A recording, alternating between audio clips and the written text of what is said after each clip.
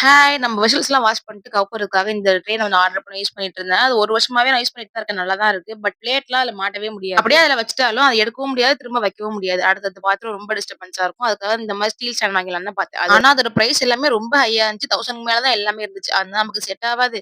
அதுவும் இல்லாம நம்ம வீடு கிச்சன் வந்து ரொம்ப சின்ன கிச்சன். ஒரே ஜன்னல் தான் இருக்கு. அதே இது மாரி அடைச்சோம்னா சுத்தமா காத்தோட்டமே இருக்காதுன்னு சொல்லிட்டு இந்த மாரி பிளேட் ஸ்டாண்ட் ஆர்டர் போட்டிருந்தேன். நான் வாங்கும்போது 126ல இருந்துச்சு. பட் இப்போ 110க்கு ரேட் இன்னுமே கம்மியாயிருக்கு. ரொம்ப ஒர்த்தான ப்ராடக்ட்னே சொல்லுவேன். உண்மையிலே ரூ. 100க்கு ரொம்பவே ஒர்த்தான ப்ராடக்ட் தான். கீழ வந்து புஷ் மாரி குடுத்துருவாங்க. அத வச்சுட்டோம்னா நம்ம அவ்வளோ சீக்கிரம் நவுராது பாத்திரம் வச்சாலும்.